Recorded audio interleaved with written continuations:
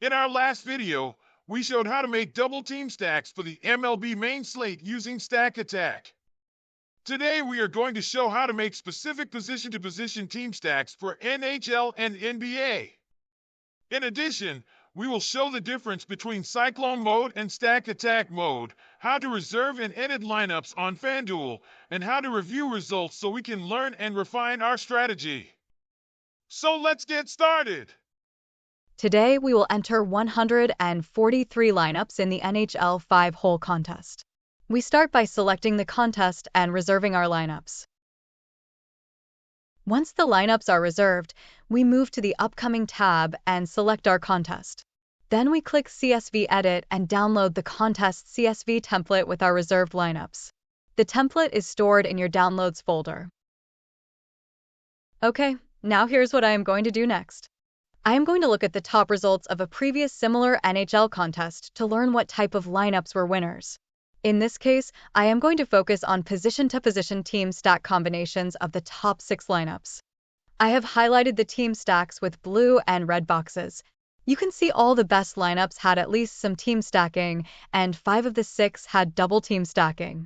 I added the position of the util players so you can see what the most successful position-to-position combinations are. I summarized the stacking combinations on the left.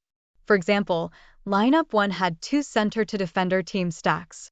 On the right, I sum the number of stacks of each possible combination, and from this I calculate a stack bonus from -10% to +10%.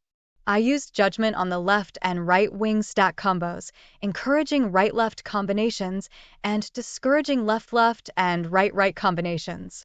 Now let's move to the optimizer. I have already put it in auto team stack mode. Since we will be generating 143 lineups, I want to set max diversity. I am going to check how Stack Attack sets max diversity on the goalies and use that for all positions. They are set at 10%, so let's use that for all positions to get a high, but possible diversity of players. Now we open the Pro Options pop-up and set the maximum diversity and the position-to-position stack bonuses that I calculated earlier. These stack bonuses add or subtract the indicated percentage of fantasy points from a player's projection, encouraging and discouraging the various position-to-position stack combinations accordingly. A negative stack bonus can be considered a stack penalty. Next, there are some players that have just been ruled out for the games, so I exclude these players. I can quickly find the players in the player table by opening a search box by typing Ctrl+F and entering part of their name. Now we are ready to generate our lineups. First, I click Generate Lineups. This generates lineups for all the projection providers, including thousands of seed lineups for the multi-lineup generator. Next, I enter 143 and click Generate Multiple Lineups in the special box for Stack Attack mode. As the multi-lineup generator runs, we can watch the pop-up run log to see the total fantasy points, stack bonus, max and min exposure violations, and total players. It continues to refine our lineups until it can't make further improvements. When it completes, it shows us that it made 35 to 36 lineups from each of our 4 projection providers, 10 to 11 primary stacks for each team, and then a summary of all stacks. Because of the position-to-position stack bonuses, it made a lot of double stacks and even a few triple stacks. Now we can close the stack pop-up and the multi-lineup viewer will open. We can examine our lineups. Looking quickly at the first lineup, we can see we have a double team stack of 3 LA and 3 Minnesota players.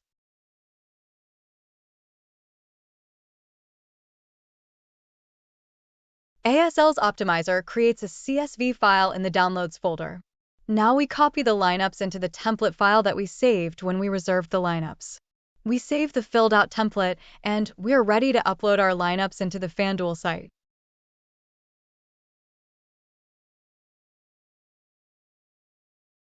On the FanDuel site, we click CSV Edit, choose our file, and click Edit 143 lineups, and then FanDuel loads in our lineups.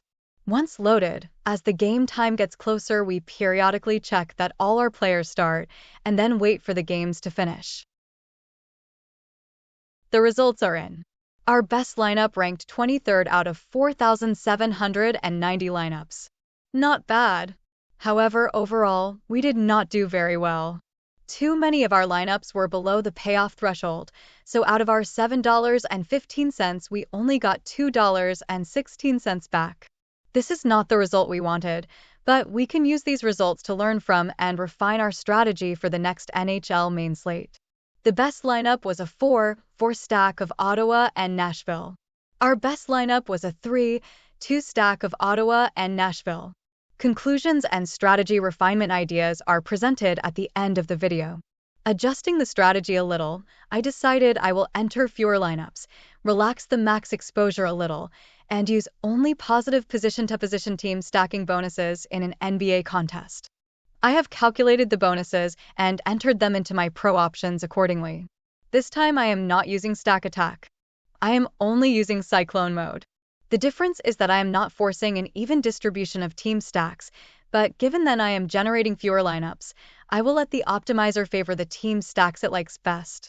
Cyclone Mode still distributes the lineups evenly across the different projection providers. I run the lineups and load them onto the FanDuel site. There's a quick way to check if any of my players are out. I click Quick Player Replace, and all the players in all my lineups will appear on the left. Instead of scrolling through all my lineups, I can just scroll through the player list. In this case, none of my players are out, but let's say the last player on the list was out, and I wanted to replace him. I would select him. Then I would scroll down to find players near his same salary cap and select a replacement player, and then click Replace Player. I happen to pick a player that is out, and I don't want to make the swap, so I click Cancel. Here is the result. I did a little better this time in terms of my overall return, but I didn't have any lineups challenging near the top of the contest. My best lineup was 2,298th out of 23,900 lineups. Let's take a more detailed look at the results. The best lineup had a 2-2 stack of Dallas and the LA Lakers. My best lineup was a 4-3 stack of San Antonio and Houston. Something else to notice is that most of the players in the winning lineup have high ownership. My players have lower ownership. This might indicate I was forcing too much diversity. Here are the top 6 lineups. They are 4-2-2 stacks and 2-2-2 stacks. Perhaps for NBA team stacking should be lighter than NHL and MLB. So let's wrap this video up with some final conclusions. Our best NHL lineup had similar ownership and team stacking as the best overall lineup. We had a lot of solid top lineup, but too many losing lineups. Perhaps the next time we play in an NHL slate, we will keep about the same amount of stacking by setting the same stacking bonuses, but run half as many lineups and double the max exposure to reduce diversity. Also, perhaps it would be better to run in Cyclone Mode and let the optimizer lean toward the stacks it likes most, rather than forcing an even distribution. Examining the NBA results, we find the players in our best lineup were much lower owned. We had deeper stacking, and a review of the top 6 lineups shows that the 2-player stacks didn't really gravitate toward any particular position-to-position combination. So the next time I play in a main slate, I will consider increasing the max exposure, going very lightly on a general team stacking bonus, maybe 5%.